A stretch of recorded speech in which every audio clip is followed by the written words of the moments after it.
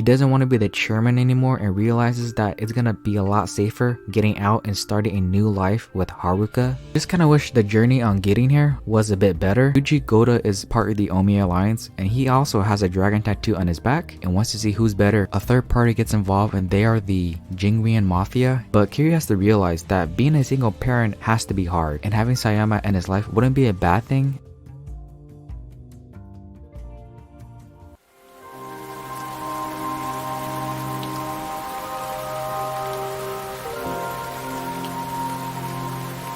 LostJudgment was the next Yakuza game in my journey of getting every platinum from the series. There's a specific reason why I don't have the platinum trophy for the first Judgment game. Even though I'm 90% through the trophies, there's just one thing that's preventing me from getting the platinum, but whenever I get back to it, I'll talk about it, why it took me forever to get it. I'm not gonna go for the DLC trophies even though I really want to play Kaito Files. This isn't the first time RGG put out DLC for a Yakuza game, but this is the one time that it isn't just a costume or items that can already be bought within the game. It was an expansion on Kaito who was never playable and added the boxer style, which from what I've seen doesn't seem to be worth it. And there were now trophies added post-launch which never happened until this game. Thing I've noticed since going for all the platinum trophies is that there's one or a few things that are annoying and making me dread going through the game. In Kiwami it was Mahjong due to how long it took me to reach the requirements. While I didn't need to 100% Yakuza 6, most of the minigames suck and having to finish the entire clan creator story wasn't all too great. And in Kiwami 2 it was the peen minigames and Mahjong again as it took just almost a full day to reach all requirements. For LostJudgment, it was getting SP. I thought using a bunch of Hue Bomb Omega drinks would ease the process because it gave a lot in the first Judgment game, but this time around, that was not the case at all. And it's a normal thing for RGG to not bring back certain mechanics from previous games. For example, the double health bar from Yakuza 5, I thought it was cool going to certain restaurants and not only did it give you another life bar, but it also gave you a certain stat boost depending on which restaurant you went to. The vending machines and specifically muscle soda, while it is OP as hell, why not just have it in the game? Sometimes I don't want to have to deal with the boss and muscle soda just makes it really easy. One of the better ways of getting a lot of SP is through fighting random people. Every time I saw a group of enemies, I would go up and fight them. Even after completing the battle list, I would go up and fight them just for more SP. And then there's this bonus SP list where if you don't get hit during the fight or use all the styles, and then you get a bit more SP after the fight ends. The completion list is now in an app called TownGo. Some of it's the same from the previous games, earning a total of 100,000 points while skateboarding was something new. Some of it I got just by riding the skateboard throughout the city because not only was it fun using it, but I could also avoid all fights. I didn't have to go around them or wait until they went further away. I just went past them and traveling as well was made a lot better. Flying the drone for an hour I just got by playing the racing drone minigame.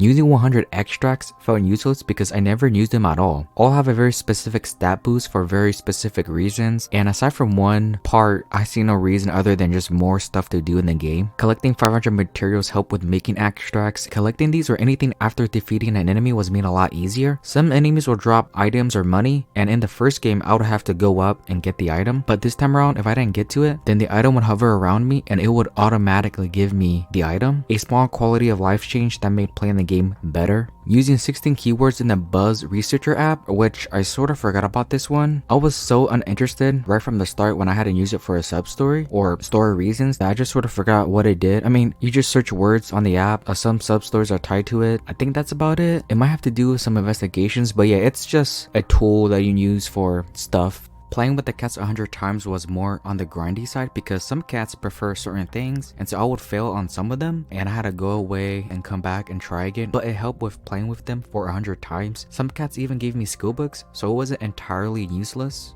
And then walking the dog for 10 kilometers, at a certain point a dog is introduced and it helps with some investigations and helps with looking for certain squirrels or people around the city. It didn't take too long for me to just walk around with the dog until the completion list pops up.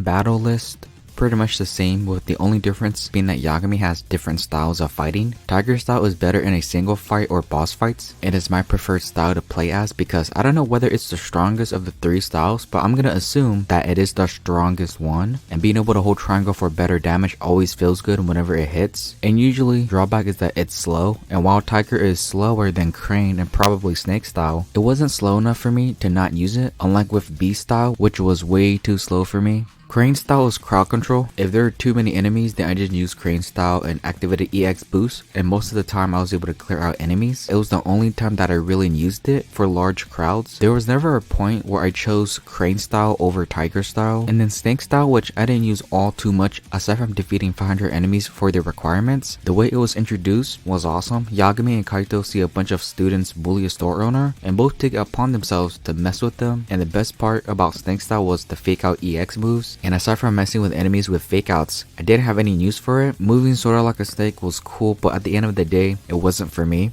Combat overall for the Judgment games are really fun. Being able to jump off walls to get out of a corner or just use it anytime you want was a great addition. Creating new styles rather than using already known styles made sense because Yagami isn't a Yakuza member. There are similarities to the Yakuza games, but it's able to have its own identity while also being in the series. And I've also never juggled in this game. I first saw it in a speedrun and I wanted to try it out, but every time I start up the game, I always forget.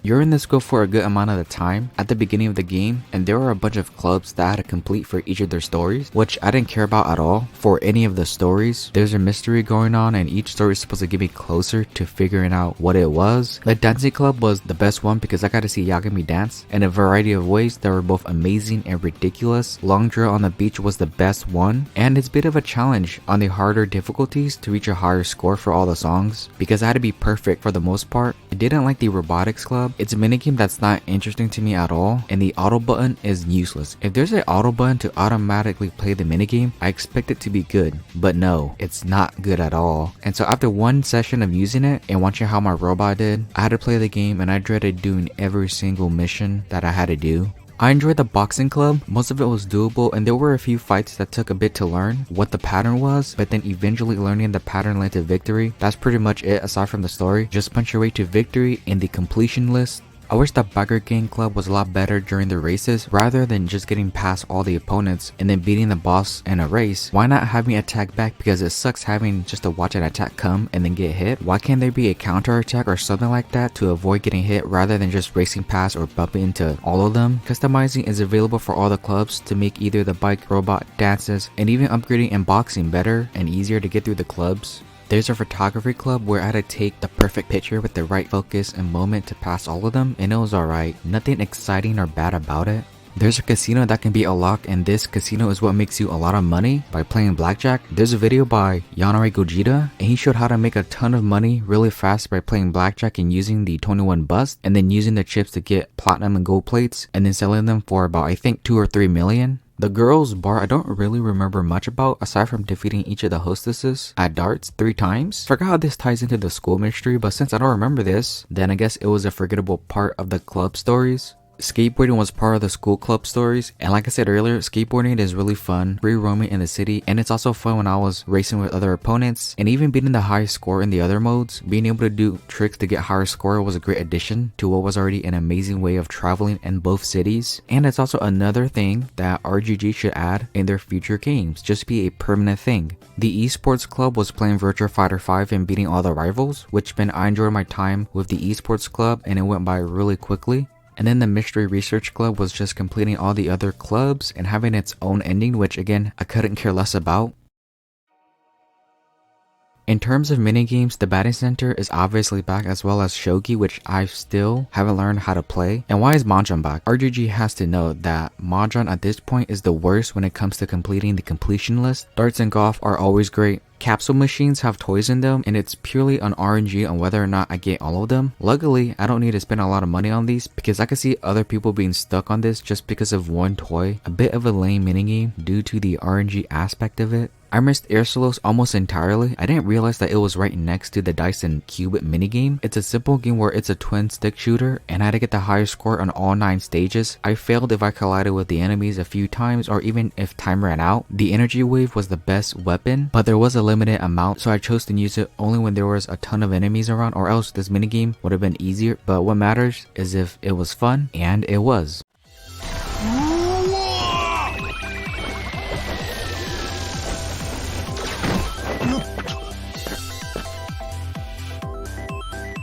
Dyson Cube is pretty much Mario Party. That was the first thing that came to mind when I first played it. Lost Judgment's Dyson Cube is different from the one in Judgment. Lost Judgment now requires you to choose a rival to race to the finish line, which makes this minigame even longer. I don't mind this minigame, I do like it, but it really does take forever sometimes to get through one game, especially on the long courses. The rival can skip my turn, I could lose a dice when I land on the -3 spaces. There are a variety of ways to prolong this minigame when all I wanted was to fulfill the requirements. There are some spaces when it takes you into a fight with enemies or even a tiger or a drone shooting section, activating Koro Neon mode by rolling a 5, 6, and 2 in that succession, or what I did was finding him on the board and automatically giving me the mode. The mode grants you every space being safe and bonus challenges. Using 100 skills wasn't too hard. I always used a skill that gave me extra spaces because I didn't want to take any chances of playing a course for the first time, losing, and then replaying it again. Drone races were easier this time around, and I think it's because of playing it in Judgment. I got used to how the drone would control, and so when it came to Lost Judgment, I got past most of the races relatively fast. The only one that was difficult was the one in the school. I didn't know when to turn due to how small the hallways were, but after failing a couple of times, I eventually got through it as well. And it's better to buy drone parts as soon as they are available because they're the best parts for the next upcoming races. More will be added on, and then just repeat this until you eventually get all the best parts.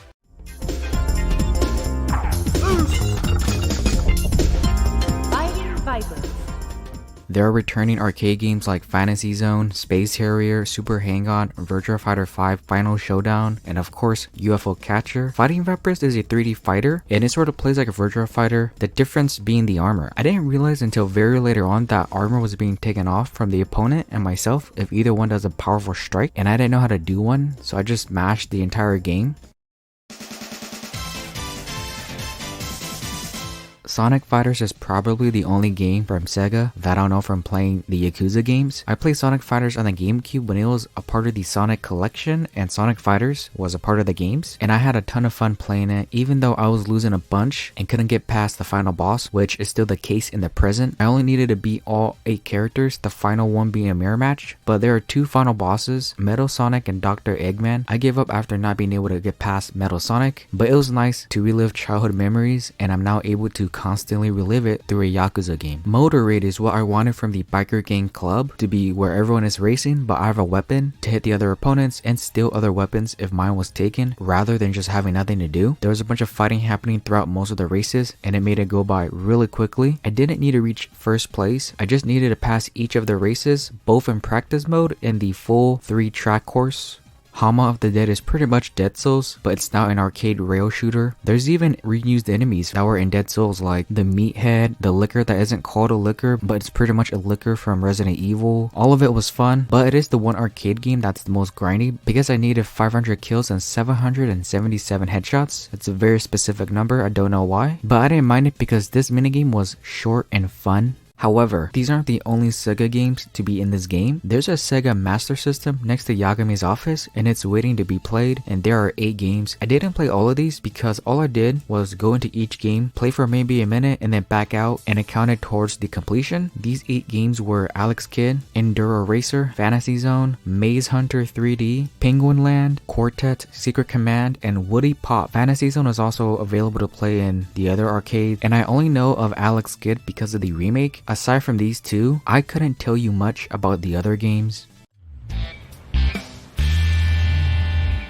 The sub-stories or side cases in this game, I didn't like most of them. Some were a simple task like finding a squirrel and I could find the rest on my own. The bar side cases were okay. Some were at the school and they weren't all that interesting. And some were even more detective work, which makes sense because Yagami is a detective, but I wish more of them got away from the detective stuff and more were just random stuff that was happening while I was running around on the street. There were only a few side cases that I enjoyed. Somebody's Watching You starts off as another detective case. A woman named Kyoko feels like she's being watched and asks Yagami to see if anyone's following her. After tailing her, the eyes that were watching her turn out to be a black cat. Both learn through an old lady that the cat's name is Cherry, and the owner Sakura died in a car accident and lived on the 2nd floor of a clinic. The old lady turns out to be Sakura's mother and she hasn't been able to move on from her death. Cherry on the other hand moved on and has been searching for another owner and home. Kyoko decides to be Cherry's new owner while Sakura's mother will finally move on just like Cherry has. This could have been another detective case, but turned into a sad but heartwarming story by the end. A new partner gives Yagami the dog to search for secret items only found using the dog, or most likely during story-related sections to search for people. Aside from the completion requirements, it was cool at any time just to bring out the dog to walk around. That's the reason why I like it. Flight of the Game Creator tells the story of how some game developers work long hours and sometimes even overtime. A game developer goes missing for this reason. He's tired of working long hours and the producer doesn't care. He wants the game done within a certain deadline. Developers don't get to decide when the game comes out or how it's priced. They're on strings like a puppet and are told what to do. The producer is a Yakuza and uses Yakuza methods to force everyone to keep on working. Yagami beats him up and still the director doesn't want to come back, so the producer apologizes and pleads with the director to come back because he's what makes the game, and then he agrees to come back. So while it ends in a very happy way, I don't think it would apply in actual game development. If the game director leaves, they would probably be let go of and the game still gets worked on. It still has a deadline and it'll come out probably buggy as hell on launch day. There's a fake Yagami going around and giving Yagami a bad reputation. There are people with weapons who are willing to hurt him just because of this imposter, so Yagami takes care of it. It's another imposter side story, but I don't know. These imposter sub-stories are always fun to go through.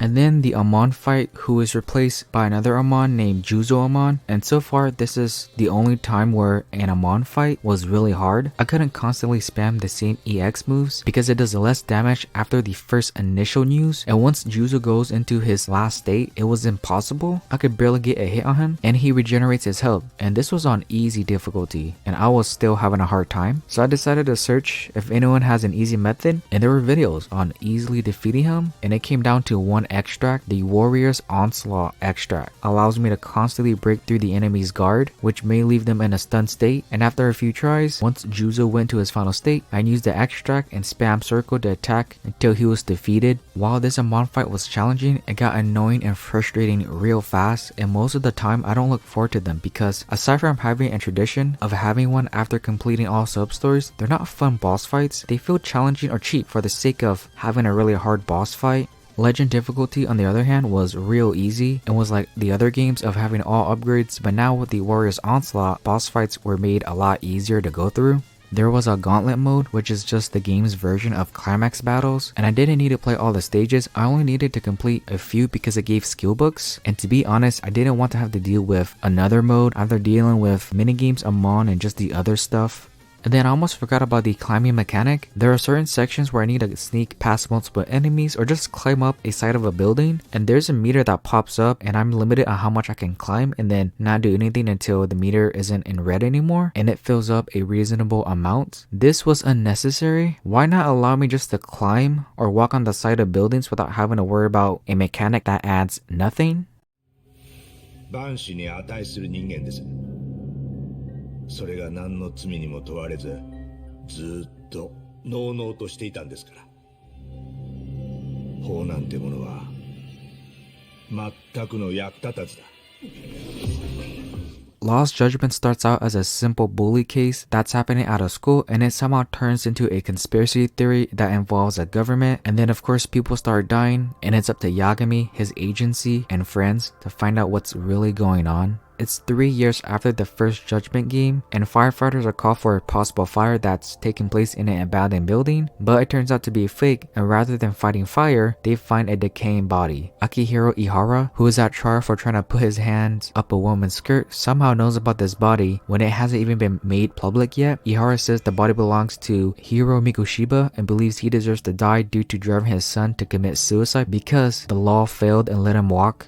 Yagami gets a call from Saori to check it out because it probably has ties to Ihara, the bully case, and the body. Kaito is just a great guy to have around, former Yakuza member that's willing to help Yagami find justice by using and doing the unconventional things. I like Saori's part where I had to go undercover to get information. It was brought back from the first game, and it had a bigger impact in the first game because I wasn't expecting for there to be one section dedicated just to her. Tsukumo was a side character that was in a side case in the first game, and he now has a role as both he and Sugiura started their own agency in Yokohama and serves as a second hideout for Yagami and Kaito. Tsukumo does mainly the hacking stuff, but like with Sari, I didn't expect a side character with no significance to come back. The school stuff I sort of checked out on every now and then because school settings don't do much for me, but what I did love was beating up a bunch of high school students. Yagami constantly runs into the same group of bullies and he's always kicking their asses. After the second fight, I realized that he was beating up a bunch of kids and there were no consequences for him at all. I'd like to imagine other students seeing a grown-ass adult fighting students and just walking the other way, or watching how it turns out because the students were bullies, and I guess that's why it makes it okay, even though it really isn't. The students who were bullies by the end weren't anymore. Yagami and the others were able to convince them that don't be a bully, and then I guess Yagami just isn't allowed to be in trouble. RK is a group that on the outside just looks like a gang, but it turns out that the group has ties to public security, which is a government that keeps tabs on the underground crime, as the Tojo clan and Omi Alliance aren't a thing anymore. I don't care about this group or the people in them. Soma is the leader and pretty much all of public security, only stands out because of his dust allergy and carries a cloth around in every scene that he's in. I never found him to be a threat at all.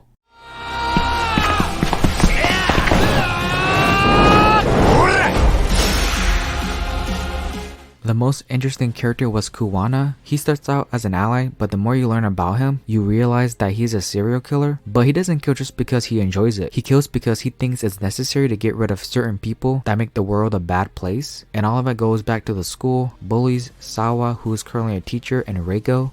Kuwana was a teacher who kept hearing about one of the students getting bullied, and Sawa was a student of his who begged him to do something about it. So he put a camera to see if the bullying was as bad as it was or if it was just kids being kids. Turns out this kid was getting beaten by a bunch of other students and there's something that should have been done about it. But before Kuwana could do anything, the kid committed suicide and this entire situation was covered up. This was the catalyst for Kuwana being a serial killer. He felt so much guilt for not being able to do anything and maybe brushing off most of the concerns of other students as boys being boys that he justified getting revenge on the students by blackmailing them and pinning the murders on them. Both Kuwana and Ihara were trying to prove that the law and justice system was flawed and let horrible people still walk freely when they should have been punished, and both were willing to kill to get revenge in their way of justice. While they're right that the law fails, killing obviously isn't the answer to replacing it. Yagami and Kuwana bumping heads and constantly fighting each other were my favorite parts of the game because of their version of justice. Yagami acknowledges that the law fails, but it'll take time for it to evolve and hopefully in the future, not let people who deserve to be punished just easily be let go of. Kuwana still lives at the end and he's able to walk away because legally Yagami and the others can't touch him, and he still believes in his ideals and probably will continue to bend the rules of the law, but he knows Yagami will be there whenever he starts up again. LostJudgment's story overall I thought was good. Kuwana was the best part about it because his ideals clash with Yagami's. I didn't care about the school stuff, but it does play a big part in Kiwana's motives, and I honestly could have done without RK as a whole and would have preferred more of Yagami and Kiwana's banter with each other, which is what the game gave us, but I just wanted a lot more.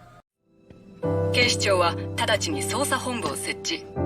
匿名の通報者が事件に関して何らかの事情を知っている者として各県の警察本部と捜査の連携を強めていくということです。